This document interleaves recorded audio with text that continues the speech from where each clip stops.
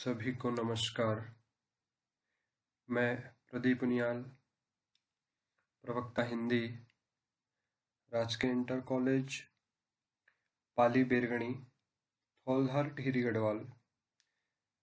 मैं इस वीडियो के माध्यम से आप सभी का हार्दिक स्वागत करता हूं। इस वीडियो के माध्यम से हम जिस विषय में आज चर्चा करेंगे उसका विषय चुना है अभिव्यक्ति और माध्यम के अंतर्गत जनसंचार माध्यम और आलेख लेखन। ये दो विषय मैंने चुने हैं। और इससे पहले कि इस विषय ये विषय है, ये कक्षा 11 और 12 दोनों में सामान्य रूप से उनके सिलेबस में है। दोनों को ही इससे संबंधित कुछ प्रश्नों का अध्ययन करना होता है, उससे संबंधित प्रश्न पूछे जाते हैं, इसलिए मैंने ये विषय चुना है। तो इस वीडियो के माध्यम से हम उन दो विषय पर ही फोकस रखेंगे, दो विषय के बारे में जानेंगे। एक मुख्य होगा जनसंचार के माध्यम और दूसरा होगा ये आलेख लेखन। तो इस जो हमारा वीडियो है, इसके जो पाठ्य बिंदु होंगे जिनके बारे में हम आगे चर्चा करते हैं, उसमें हमारा पहला होगा जनसंचार का सामान्य अर्थ जानेंगे, उसकी परिभाषा जानेंगे, साथ ही संचार के स्रोत क्या क्या होते हैं, क्या क्या उसके तत्व होते हैं, कैसे वो कार्य करता है। इसके साथ ही संचार के प्रकार जानेंगे कि संचार कितने प्रकार का होता है। जो मुख्य हमें जानना है जनसंचार, तो जनसंचार के क्या क्या कार्य होते हैं ये हम इस वीडियो में जानेंगे। जो हमारा मुख्य बिंदु जनसंचार के माध्यम, इसके बारे में हम जानेंगे। और अंतिम जो होगा वो होगा आलेख, या इसको हम स्तंभ लेखन भी कह सकते हैं। तो इनके विषय में हम आगे चर्चा करते हैं। तो प्रारंभ करते हैं। जनसंचार का सामान्य अर्थ क्या होता है, इसकी परिभाषा क्या हो सकती है। तो जैसा कि आप देख पा रहे हैं, ये जनसंचार शब्द हमने ये लिखा है, और जनसंचार को अंग्रेजी में हम मास कम्युनिकेशन कहते हैं। और ये जो जनसंचार शब्द है, ये दो शब्दों के मेल से बना है। इसमें पहला शब्द है जन और दूसरा है संचार।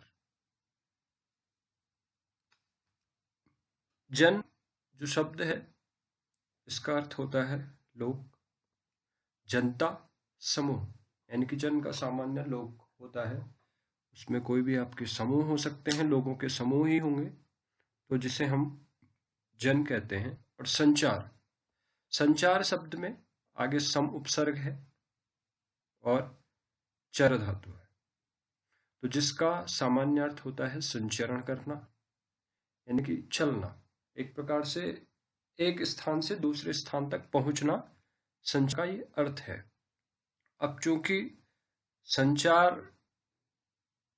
का अर्थ चलना, एक स्थान से दूसरे स्थान तक पहुंचना है, तो पहुंचना किस चीज का, तो ये हम एक दूसरे के विचारों का आदान प्रदान, इसे सामान्य हम कह सकते हैं कि विचारों का एक स्थान से दूसरे स्थान तक पहुंचना, या यूं कहें कि एक विचार का एक व्यक्ति से दूसरे व्यक्ति तक पहुंचना।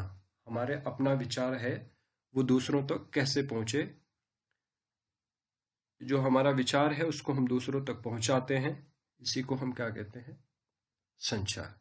तो जनसंचार यानी कि लोगों के बीच में जब विचारों का आदान प्रदान होता है, तो इसे हम क्या कहते हैं, जनसंचार कहते हैं।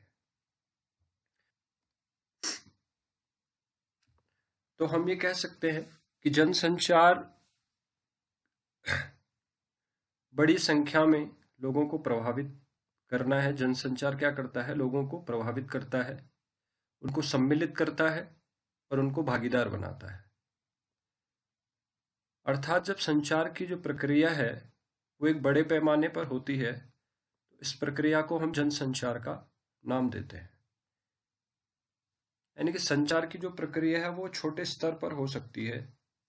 संचार बहुत दो व्यक्तियों के बीच में हो सकता है, लेकिन जो जनसंचार की प्रक्रिया होती है वो दो से अधिक, या उसमें हजारों लोग, सैकड़ों लोग, एक भीड़ आप कह लीजिए, बहुत से लोग उसमें शामिल होते हैं। तो जब एक बड़े पैमाने पर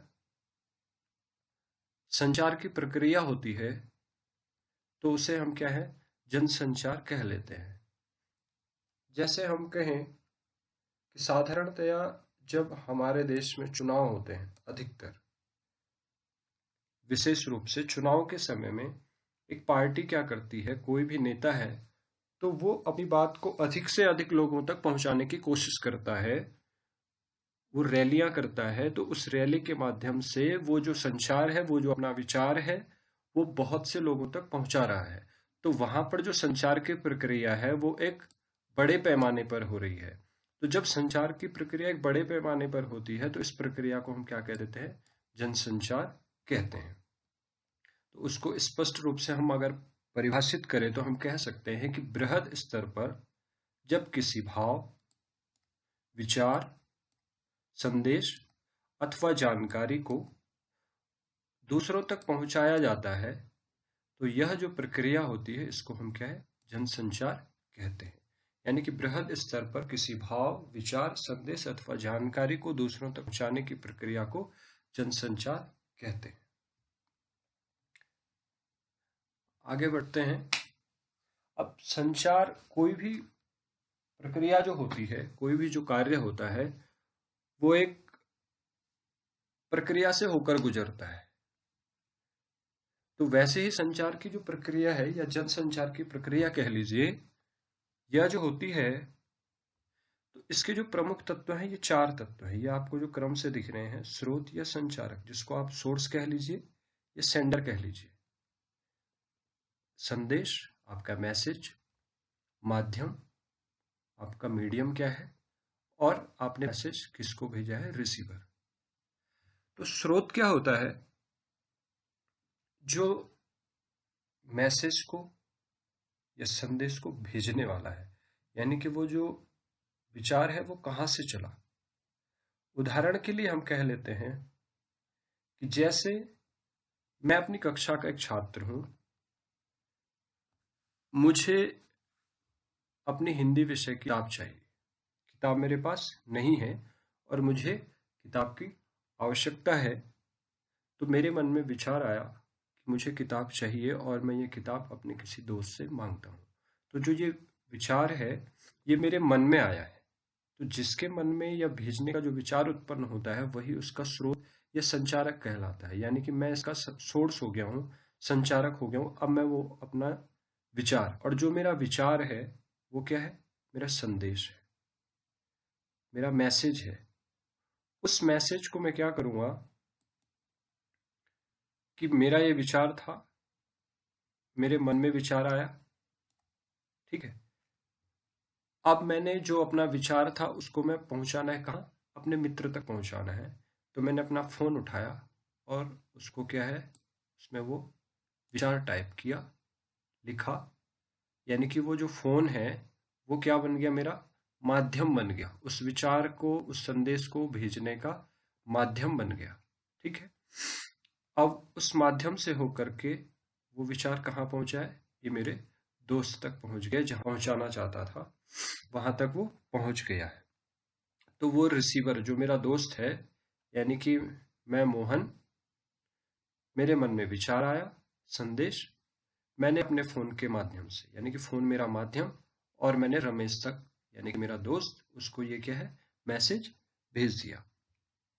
तो ये संचार की प्रक्रिया हुई। लेकिन जब यहां पर ये संदेश पहुंचता है तो यहां से ये फीडबैक एक आता है, प्रतिपुष्टि। ये फीडबैक, जैसे हमने अपने मित्र से एक किताब मांगी थी, अब ये फीडबैक क्या देगा, या तो ये हाँ कहेगा कि मैं पुस्तक दे रहा हूं या नहीं दे रहा हूं। वो फीडबैक वापस यहीं से होता हुआ यहां पहुंच जाएगा, ठीक है। तो जब किसी संचार की प्रक्रिया में फीडबैक प्राप्त होता है चाहे वो सकारात्मक हो या नकारात्मक हो। जरूरी नहीं है कि वो सकारात्मक ही उसका जवाब हाँ ही हो, वो ना भी हो सकता है, नकारात्मक भी हो सकता है। लेकिन अगर फीडबैक प्राप्त होता है तो संचार की प्रक्रिया एक संपन्न हो जाती है। और अच्छा संचार वही माना जाता है जिसमें फीडबैक प्राप्त हो। अब इस सब के बीच में जो ये प्रक्रिया चल रही है कि स्रोत था, कोई सोर्स था, उसने मैसेज किया किसी माध्यम से और रिसीवर तक पहुंचा, वहां से फीडबैक आया। इस सारी प्रक्रिया में एक चीज होती है, ये जो आप देख रहे हैं, सोर्स, शोर, इसको आप नॉइस कहते हैं, हल्ला कह लीजिए। तो ये जो नॉइस होती है ये इस पूरी संचार की प्रक्रिया को बाधित करती है, बाधित करती है। अब ये शोर किसी भी प्रकार का हो सकता है, मानसिक हो सकता है, यानी कि जो ये स्रोत है, ये संचारक है, ये सोर्स है, इसके हो सकता है विचार चल ही ना, तो उसको हम मानसिक शोर कहेंगे। या भौतिक हो सकता है, यानी कि ये जो माध्यम है, ये जो संदेश की प्रक्रिया है, ये एक नेटवर्क पे काम करती है। मान लीजिए नेटवर्क बाधित है, नेटवर्क काम नहीं कर रहे, तो वो मैसेज पहुंचेगा ही नहीं। और मैसेज पहुंचने से, संदेश पहुंचने से, विचार पहुंचने से तात्पर्य ये होता है कि जिस स्थिति में वो विचार स्रोत के द्वारा कहा गया है, जिस अर्थ में वो संचारक द्वारा कहा गया है, उसी अर्थ में वह विचार प्राप्तकर्ता तक पहुंचना चाहिए। यानी कि जो इसका कहने का तात्पर्य है वही तात्पर्य यहाँ समझ आना चाहिए, तभी एक अच्छी संचार की प्रक्रिया मानी जाएगी। तो ये थे संचार के तत्व जिससे संचार की प्रक्रिया संपन्न होती है। आगे बढ़ते हैं। अब है संचार के प्रकार, कि संचार कितने प्रकार का होता है। क्योंकि संचार क्या होता है कि संचार की प्रक्रिया एक सतत प्रक्रिया है। अगर हम खाली भी बैठे हैं तो कहीं ना कहीं संचार की प्रक्रिया उस समय भी चल रही होती है। अब हम कहेंगे कि हम अगर खाली बैठे हैं, कुछ नहीं कर रहे हैं, तो संचार की प्रक्रिया कैसे चल रही है। तो हम ये समझें कि हम बैठे हुए हैं और कुछ ना कुछ सोच रहे हैं, कि हमें कुछ सपने देख रहे हैं, अपने मन से खुली आंखों से बैठे बैठे हम सपने देख रहे हैं कि हाँ, कोरोना ना आता तो हमारा विद्यालय चल रहा होता, हमारा विद्यालय चल रहा होता तो हम अपनी कक्षाओं में होते, हम अपनी पढ़ाई कर रहे होते। तो ये जो सब विचार चल रहे हैं, तो इसी को हम क्या है, संचार की प्रक्रिया कहते हैं। चाहे हम अकेले में हैं या दूसरों के साथ में हैं, तो वो संचार की प्रक्रिया क्या है, सतत रूप से चल रही होती है। तो संचार के प्रकार में पहला जो प्रकार है वो है सांकेतिक। सांकेतिक से तात्पर्य है, सांकेतिक का अर्थ है कि इशारों में वार्तालाप करना, एक तरीके से इशारों में। सांकेतिक जैसे हम क्या करते हैं, अपनी कक्षा में हम देखते हैं कि शिक्षक कुछ पढ़ा रहा है और हमारा ध्यान थोड़ा सा उस तरफ नहीं है। हम अगर अपने किसी मित्र से थोड़ा सा कुछ बाहर कहीं कुछ हुआ तो इशारों में, यानी कि हम संकेत से आंखों ही आंखों में उसे बताते हैं, तो वो समझ जाता है कि आप कहना क्या चाह रहे हैं। तो ये जो संचार की प्रक्रिया है, इसी को आप क्या कहते हैं, सांकेतिक संचार कहते हैं। यानी कि इशारों में संचार करना, इशारों में बातें करना जिसे हम एक तरीके से कहते हैं, तो उसी प्रक्रिया को क्या कहते हैं, वही एक संचार का प्रकार है, सांकेतिक संचार, यानी इशारों में बात करना। दूसरा है मौखिक या अमौखिक। मौखिक और अमौखिक जो संचार है, इसको हम ऐसे समझते हैं कि जैसे कोई हमसे बड़ा व्यक्ति, हमारे माता पिता या शिक्षक कोई भी हमारे सामने आते हैं, तो हम उनको मौखिक रूप में क्या कहते हैं, प्रणाम करते हैं। मौखिक रूप में प्रणाम करते हैं, साथ ही अमौखिक रूप में हाथ जोड़ देते हैं। तो जो हाथ जोड़ना है वो क्या है, एक अमौखिक संचार है। और जो हमने मुंह से कहा, गुरुजी प्रणाम या माँ जी प्रणाम, जो हमने ये कहा ये एक मौखिक है। तो मौखिक और अमौखिक संचार, इसीलिए इसको कि मौखिक संचार या अमौखिक, यानी कि अमौखिक का तात्पर्य है एक तरीके से इशारा ही इसको कह सकते हैं, कि हाथ जोड़ने की प्रक्रिया है तो उसमें हम प्रणाम भी कहते हैं और साथ में हाथ भी जोड़ देते हैं। ऐसे ही बहुत से उदाहरण कि हम उसको कहते भी हैं और साथ में करते भी हैं। तो यही क्या है, मौखिक और अमौखिक संचार है। तीसरा है अंतःवैयक्तिक, इसको अंग्रेजी में हम कहते हैं इंट्रापर्सनल। अंतःवैयक्तिक से तात्पर्य है कि अपने आप से बात करना, जो अभी मैंने पहले कहा कि हम बैठे हुए हैं और अपने मन में कुछ सोच रहे हैं कि ऐसा होना था, ऐसा होना चाहिए था, ऐसा ना होता तो ऐसा हो जाता। कुछ सोचते रहते हैं, यानी कि कुछ योजना बना रहे होते हैं। तो अपने मन में जो हमारी योजनाएं चल रही हैं, हम अपने से बात कर रहे हैं, इसी को कहते हैं अंतःवैयक्तिक संचार। इसका सबसे अच्छा उदाहरण है पूजा। जब हम पूजा कर रहे होते हैं, घर में हम जब पूजा करते हैं तो किसी से बातचीत नहीं करते हैं, सिर्फ हम हाथ जोड़ते हैं। तो वो हाथ जोड़ना अमौखिक संचार करें। साथ में जो हम बात कर रहे हैं खुद से, वो क्या है? हम भगवान से बातें कर रहे हैं और अपने मन से बात कर रहे हैं, अपने मन से कुछ कह रहे हैं, भगवान से कुछ मांग रहे हैं। तो वो क्या है? एक अंतःवैयक्तिक संचार है। इसके बाद आता है अंतरवैयक्तिक। अंतरवैयक्तिक यानी कि इंटरपर्सनल। इससे तात्पर्य है जब दो व्यक्ति आमने सामने बैठ करके आपस में कोई वार्तालाप करते हैं, अपने विचारों का आदान प्रदान करते हैं, अपनी भावनाओं को दूसरे से कह रहे होते हैं, तो इसी को हम अंतरवैयक्तिक संचार कहते हैं। यानी कि जब दो व्यक्ति सामने बैठे हों, हम अपनी जो रोजमर्रा की जरूरतें, जैसे हम दुकान में जा रहे हैं, हमने दुकान वाले से कुछ सामान मांगा, उसने हमें सामान दिया, तो ये जो संचार की प्रक्रिया हो रही है, इसको अंतरवैयक्तिक संचार कहा जाता है। यानी कि इंटरपर्सनल, दो व्यक्तियों के बीच में सामने प्रत्यक्ष बैठ करके आपस में बातचीत, आपस में विचारों का आदान प्रदान। और ये जो संचार होता है अंतरवैयक्तिक संचार, इसी के तहत जो हमारे क्या है, आपसी जो संबंध बनते हैं, या हम नौकरी वगैरह इंटरव्यू वगैरह देने जाते हैं, तो वहां पर जो संचार की प्रक्रिया चलती है वो क्या होती है? अंतरवैयक्तिक संचार। इसके बाद आता है समूह संचार। समूह से तात्पर्य है कि एक ग्रुप बना हो। जैसे इसका सबसे अच्छा उदाहरण हम कहते हैं, हमारी जो कक्षा है वो एक समूह संचार है। वहां पर क्या होता है? समूह में संचार होता है ना। और या फिर हमारी संसद है, वहां पर सभी जो हमारे सांसद है, या हमारी विधानसभा है, वहां पर हमारे सभी विधायक, हमारे जनप्रतिनिधि बैठ करके आपस में चर्चा करते हैं, विचार विमर्श करते हैं। या हमारी ग्राम पंचायतें, वहां पर जब लोग पूरे गांव के इकट्ठे होते हैं तो अपने गांव के बारे में चर्चा करते हैं, हमारे गांव में क्या होना चाहिए, क्या नहीं होना चाहिए, क्या हमारे गांव के लिए अच्छा रहेगा।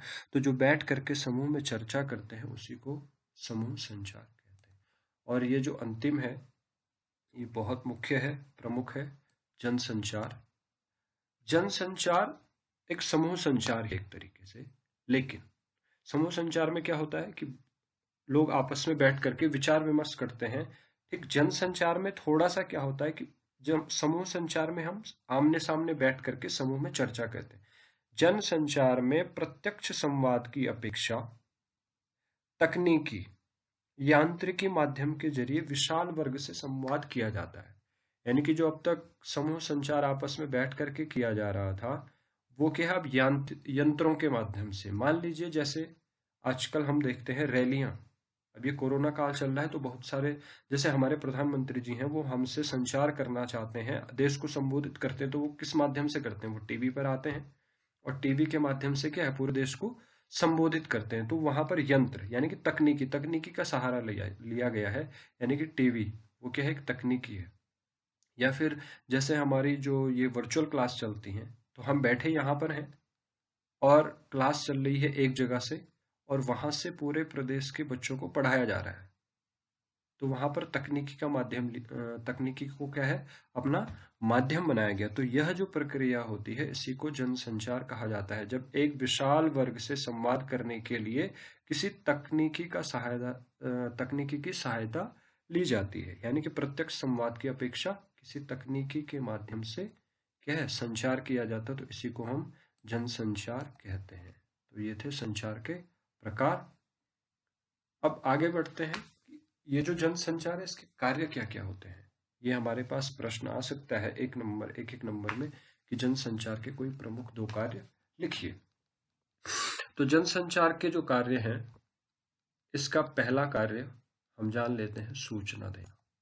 यानी कि किसी प्रकार की कोई सूचना है, वो जो बुनियादी सूचनाएं हैं, देश और दुनिया की खबरें हैं, दुनिया भर की सूचनाएं हैं, दुनिया में क्या घटित हो रहा है। जैसे आजकल कोरोना चल रहा है, तो कोरोना से कितने लोगों की जानें जा रही हैं, कितने लोग ठीक हो रहे हैं, कितने अधिक मात्रा में कोरोना फैल रहा है, ये सब सूचनाएं हमें कहाँ से है? जनसंचार यानी कि टीवी के माध्यम से मिल रही। तो वो हमें सूचना दे रहे हैं कि हमें फिर ये सूचनाएं दी जा रही हैं कैसे आप अपना ध्यान रखें, कैसे क्यों। तो ये सब क्या है? सूचनाएं दी जा रही हैं, यानी कि हम दुनिया भर की सूचनाएं हमें क्या है? जनसंचार के माध्यम से प्राप्त होती हैं। दूसरा इसका कार्य है शिक्षित करना। अब हम देख रहे होंगे इसी समय, हम ज़्यादा दूर न जाएं, इसी समय के उदाहरण पढ़ते हैं। तो इस समय हमें शिक्षित, जागरूक करने का जो कार्य कर रहा है, लोगों के अपने घर पर रहें, सुरक्षित रहें, मास्क का प्रयोग करें, कई बार हाथ धुलें, है ना। तो ये जो सब शिक्षा दी जा रही है, जागरूक किया जा रहा है, जागरूकता फैलाई जा रही है देश दुनिया में सभी जगह। तो ये भी एक कार्य किसका है? जनसंचार का। यानी कि जनसंचार क्या है? हमें सूचना देता है, सूचना देने के साथ साथ क्या हमें शिक्षित करता है। तीसरा हम कहें मनोरंजन करना। मनोरंजन, बोर होते हैं तो तकनीकी, हम क्या है, ये जो हमारे वीडियो गेम्स होते हैं, या हम फिल्म देख रहे हैं, कोई सीरियल देख रहे हैं, या कुछ कॉमेडी शो देख रहे हैं, या यूट्यूब हम अपना चला रहे हैं, उसमें कुछ गाने सुन रहे हैं, कुछ भी देख रहे हैं, तो उससे क्या है? जो हमारा मनोरंजन हो रहा है, यानी कि मन को जो बहलाया जा रहा है, वो क्या है? मनोरंजन। तो ये क्या है? सब टीवी, यूट्यूब, इंटरनेट, इसके माध्यम से हमारा क्या है? जो मनोरंजन किया जा रहा है, ये सब क्या है? जनसंचार का ही एक कार्य है। अगला है एजेंडा तय करना। इसको समझिएगा, मुख्य है। एजेंडा तय करना क्या होता है कि किसी खास घटना, कोई ऐसी घटना घट रही है जो विशेष है, या कोई ऐसा मुद्दा है जो बहुत अधिक चर्चा में है, तो उस मुद्दे की तरफ क्या है? उसको व्यापक कवरेज प्रदान करना। यानी कि हम देखते हैं, हमारा न्यूज़ चैनल है, जैसे आजकल हमने अभी देखा, हाल फिलहाल में आप सभी ने सुना होगा कि चीन के साथ भारत की क्या है?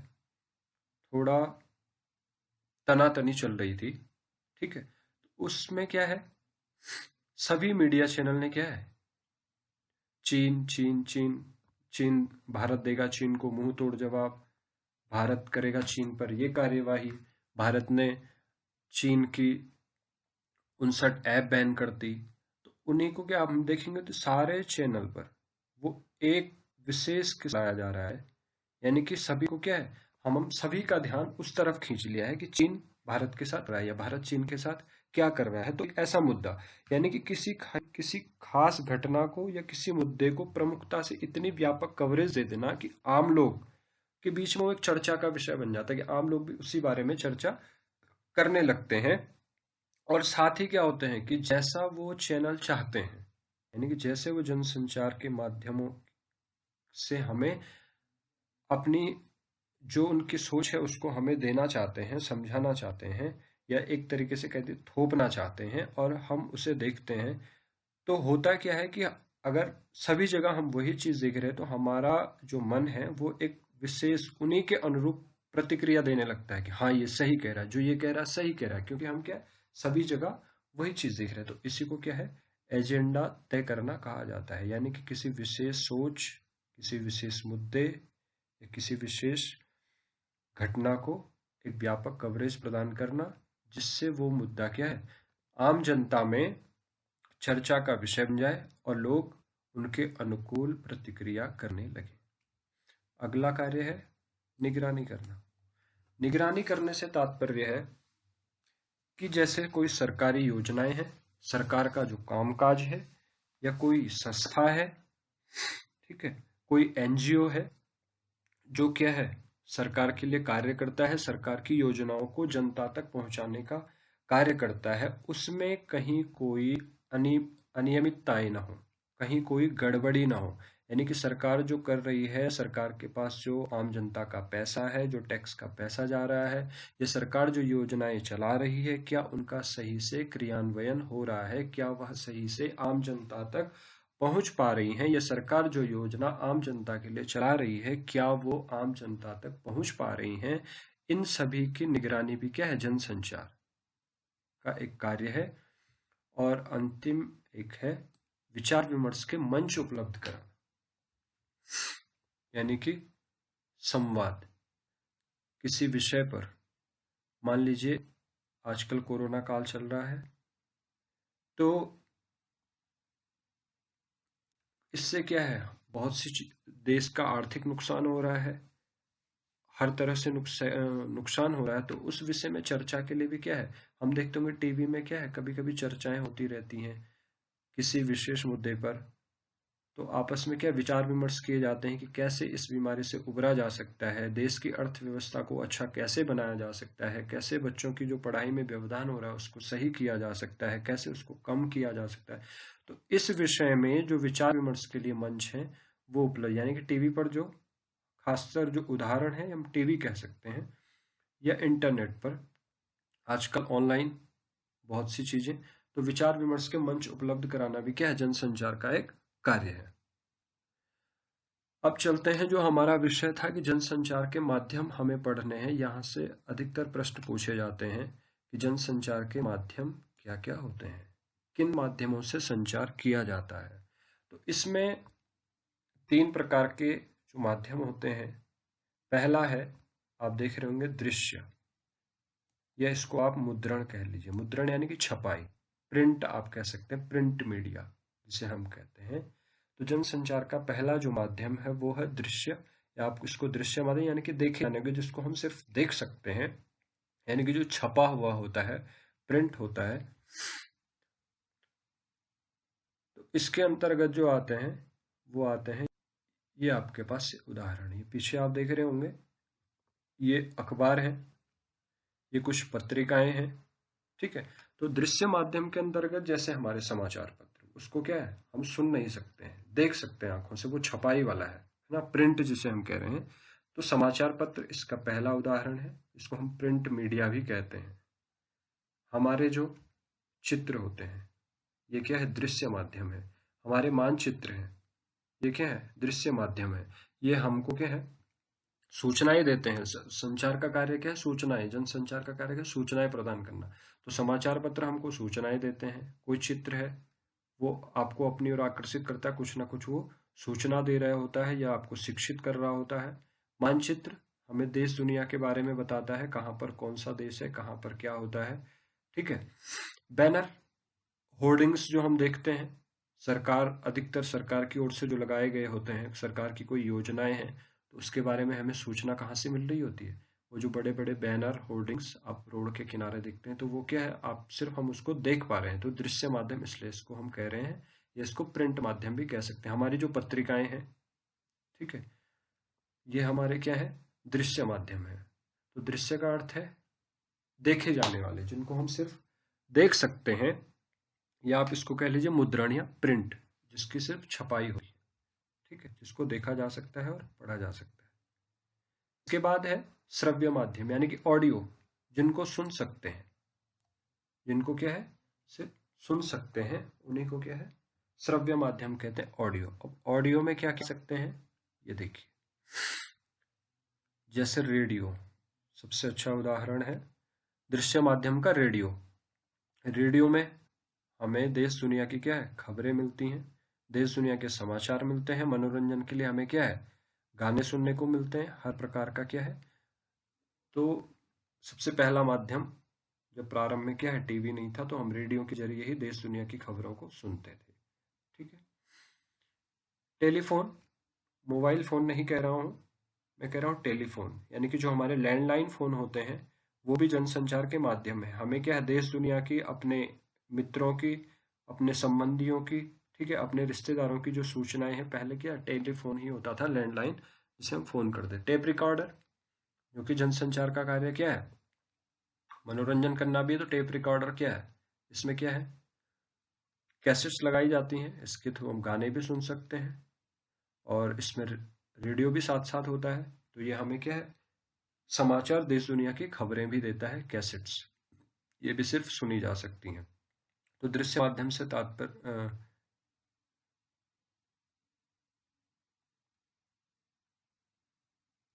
श्रव्य माध्यम, माफी चाहूंगा, यहाँ पर एक गलत हो गया है, यहाँ पर होगा श्रव्य माध्यम, ठीक है, यानी कि सुना जा सकता है। इनको सिर्फ क्या है, हम सुन सकते हैं, यहाँ पर श्रव्य माध्यम होगा। तो इसको हम क्या है, सिर्फ सुन सकते हैं। ठीक है।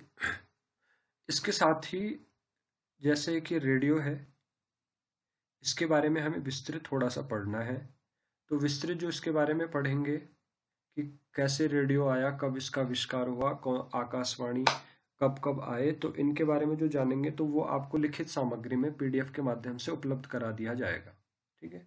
और ये ध्यान रखिएगा, ये दृश्य की जगह पे यहाँ पर श्रव्य है, यानी कि ये आप पीछे स्लाइड में देख रहे होंगे श्रव्य माध्यम, ऑडियो मीडिया हम पढ़ रहे हैं, ये यहाँ पर गलती से दृश्य टाइप हो गया है। तो ये क्या है, श्रव्य माध्यम है, इनको हम सिर्फ सुन सकते हैं, radio, telephone, tape recorder, cassettes. इसके बाद हम चलते हैं वीडियो, इनको हम दृश्य श्रव्य भी कहते हैं, कि जिनको देख भी सकते हैं और सुन भी सकते हैं। इसके अंतर्गत आपके सारे वो माध्यम आ जाते हैं, सारे, जैसे हमारा टीवी, ये टैबलेट जो हम आजकल यूज करते हैं, हमारा मोबाइल फोन, इंटरनेट, जितने भी दृश्य और श्रव्य को अगर छोड़ दें तो उसके बाद जितने भी वीडियो जिनमें हम देख पा रहे हैं, वीडियो में क्या हम आवाज, हमारे सिनेमा, कंप्यूटर, टीवी, ये जितने प्रकार, मोबाइल फोन, ठीक है। तो ये जो कुछ भी जितने हैं, जिनको हम देख भी सकते हैं और सुन भी सकते हैं, यहाँ हमको चित्र भी दिखाई देते हैं और उसकी आवाज भी सुनाई देती है, उसको हम क्या है, दृश्य श्रव्य माध्यम कहते हैं। इसको हम सीधे वीडियो मीडिया भी सकते हैं, जैसे हमारा जो आजकल टीवी के द्वारा जो हम न्यूज चैनल्स देखते हैं, वो हमारा वीडियो मीडिया है। ठीक। तो ये जनसंचार के माध्यम 3 प्रकार के थे, एक बार पीछे से फिर से। ये पहला था दृश्य, यानी कि प्रिंट मीडिया, जो सिर्फ देखा जा सकता है। इसके अंतर्गत आपका मुख्य है अखबार, पत्र पत्रिकाएं, ठीक है। और फिर है श्रव्य माध्यम, श्रव्य माध्यम में आपका radio, telephone, tape recorder, cassettes. और दृश्य, दृश्य श्रव्य का मतलब है ये वीडियो, जिसमें हम वीडियो देख सकते हैं और उसको सुन भी सकते हैं। तो इसमें हमारा टीवी, हमारे टैबलेट, ये हमारा टेलीफोन और इंटरनेट, सिनेमा हॉल, ये सब क्या है, वीडियो मीडिया के उदाहरण हैं। इसके बाद जो दूसरा विषय था वो ये था आलेख या स्तंभ लेखन। आलेख कैसे लिखा जाता है, आलेख किसे कहते हैं, ये आपको 5 नंबर का एक आलेख हमें लिखना होता है। तो पहले हम जान लें कि आलेख कहते किसे हैं।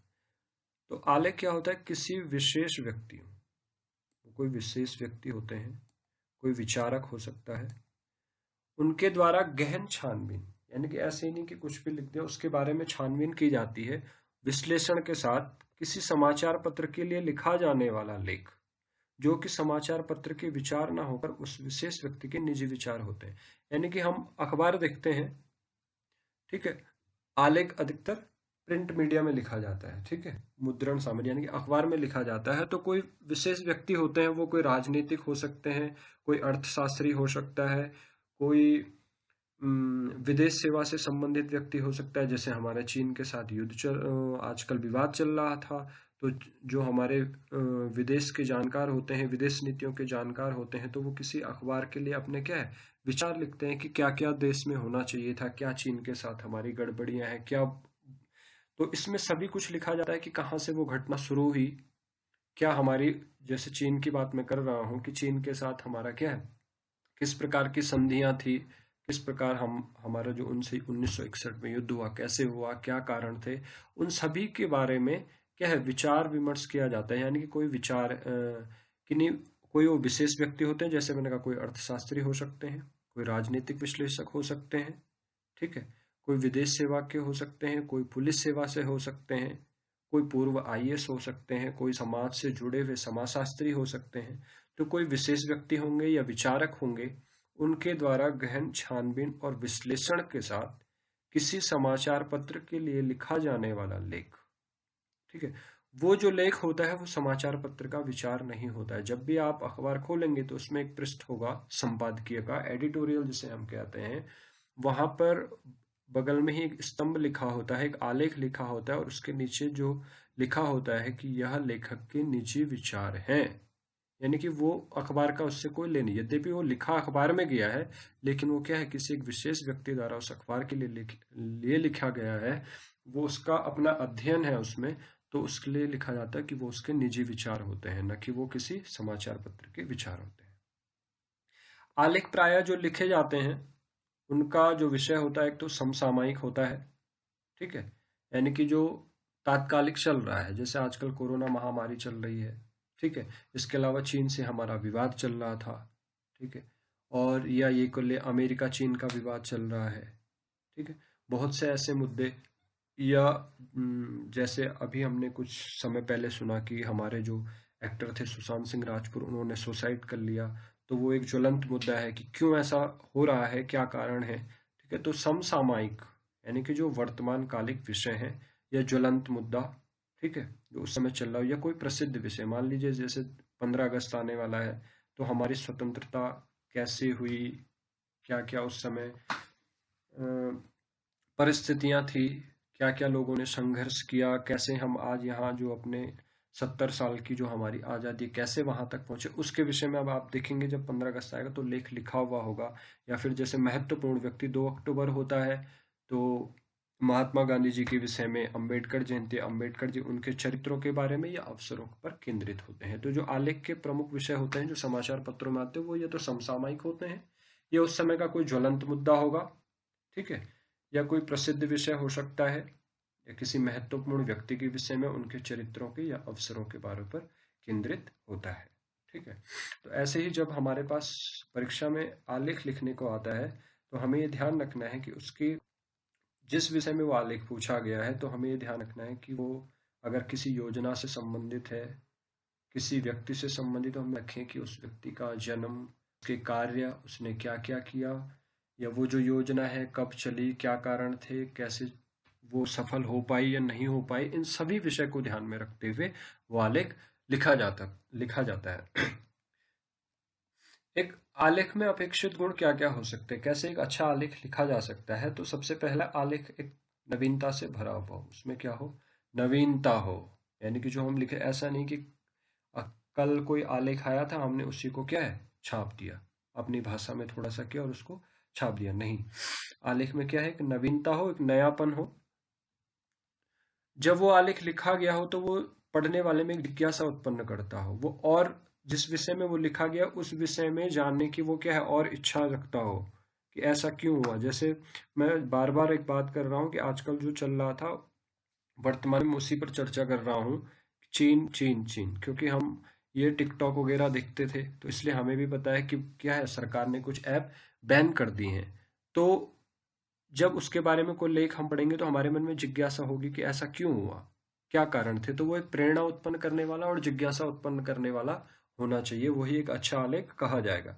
उसमें जो विचार हों वो स्पष्ट हों और धारा प्रवाह हों, ठीक है, उनमें, यानी कि जब एक आलेख लिखा जाता है तो जब वाक्य जो आलेख के लिखे जाते हैं उसकी जो भाषा हो, उसमें क्या हो, कहीं कोई रुकावट सा महसूस ना हो कि यहाँ पर शब्द गलत है या यहाँ पर वाक्य गलत है, वो एक धारा प्रवाह हो, उसकी जो भाषा है सरल हो, यानी कि आसानी से सभी को समझ में आ सके और प्रभावशाली हो, ठीक है। दोहराना हो से तात्पर्य है कि यानी कि एक बात को बार बार ना कहा जाए, यानी कि एक बात को अगर यह है, जैसे कभी बहुत बार हम देखते हैं कि बच्चे निबंध लिखते हैं या आलेख कुछ भी लिखते हैं, तो बार बार एक ही वाक्य को क्या है, घूम फिर करके रिपीट करते हैं बार बार, तो उससे रिपीट करने को दोहराव कहते हैं। यानी कि आपने कोई एक बात कह दी है तो उसको बार बार हम दोहराव उसका न करें, ठीक है। उसमें विचारों की प्रस्तुति, जैसे पीछे ही हमने होती है, ठीक, विश्लेषण, यही इसकी जो प्रस्तुति होगी, विश्लेषण, कि कब हुआ, कहाँ हुआ, कैसे हुआ, जो समाचार में प्रयोग होते हैं, तो उस जो कब, क्यों, कहाँ, कैसे, कैसे योजना चली, क्या कारण थे कि वो चलाई गई, क्या कारण थे कि सफल नहीं हो पाई, और सफल हो पाई तो कितनी सफल हो पाई, इन सभी बारे में हम क्या है, उसके बारे में विषय में लिखते हैं, ठीक है। तो ये हमारे जो 2 विषय थे, ये मैंने यहाँ पर आपके लिए एग्जाम्पल लगाए हैं, उदाहरण।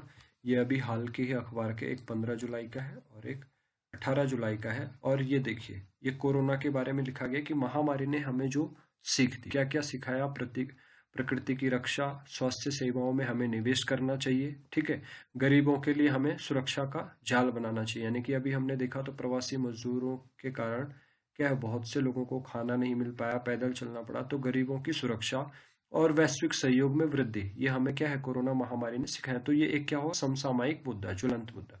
दूसरा, ये चीन चीन का है, चाबहार में चीन का नया गांव। ठीक है, तो ये उस पर। अब ये देखिए, मैंने आपका वो विशेष व्यक्ति हो सकते हैं लिखने वाले, तो ये देखिए यहाँ पर लिखा है करण सिंह, ये पूर्व केंद्रीय मंत्री हैं। ठीक है, ये विवेक काट जो है ये पूर्व राजदूत हैं। ठीक है, तो जो लिखने वाले हो तो फिर मैंने कहा कि आलेख जो होता है वो समाचार पत्र का विचार नहीं होता है, बल्कि तो यहाँ आप देखेंगे ये लेखक के अपने निजी विचार हैं, ये लेखक के अपने निजी विचार हैं। ठीक है, ये लिखा है। अब एक ये जो साइड में मैंने ये लगाया है, ये आलेख का उदाहरण होकर ये मैंने आपको समझाने के लिए लगाया है, ये है संपादकीय का उदाहरण। ठीक है, संपादकीय के बारे में थोड़ा सा हम यहीं पर जान लेते हैं। वैसे आपको इसके बारे में लिखित जानकारियां जो है वो मैंने पीडीएफ में दे दी हैं, वो भी आप तक पहुंच जाएंगी।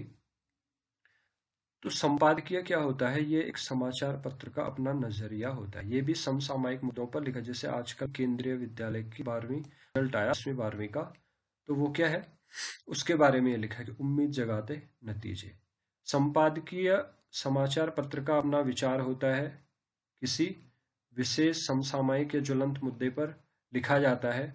इसकी विशेषता यह होती है कि यह लिखा भले एक व्यक्ति द्वारा जाता है, लेकिन यह व्यक्ति का विचार न हो करके पूरे समाचार पत्र यानी कि हिंदुस्तान जो अखबार आता है उस पूरे समाचार पत्र की ये राय है।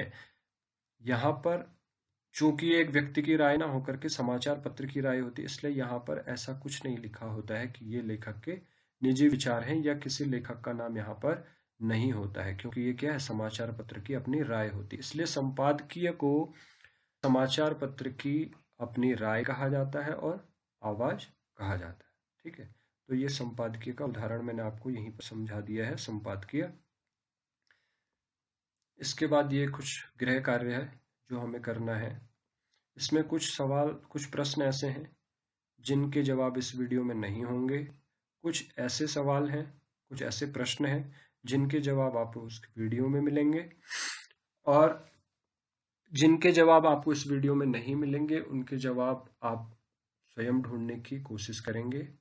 और उसके बाद इससे संबंधित कुछ और प्रश्न हैं जनसंचार से, उनके विषय में आपको पीडीएफ के माध्यम से लिखित में जानकारी मिल जाएगी। इसमें एक 8वां प्रश्न आप देखेंगे, ये जानबूझ करके मैंने रखा है कि कोरोना वायरस से शैक्षणिक व्यवधान के विषय पर आपको 150 शब्दों का एक आलेख लिखना है। 150 ये न्यूनतम है, आप इससे अधिकतम भी लिख सकते हैं, यानी कि कितना भी आप बड़ा लिख सकते हैं। 150 कम से कम आप लिखें। शैक्षणिक व्यवधान यानी कि हमारी पढ़ाई में जो व्यवधान कोरोना वायरस के कारण हुआ है, कि हमें अपनी पढ़ाई में क्या क्या नुकसान हुआ है। तो आप वही जो आलेख में पीछे मैंने बताया किन किन बातों का ध्यान रखना है, कि कोरोना वायरस कैसे आया, कहाँ से आया, ठीक है, भारत में कब पहुंचा, इससे क्या क्या नुकसान हो, तो आप इन सब बातों पे विस्तृत लेख लिखेंगे। ठीक है, धन्यवाद।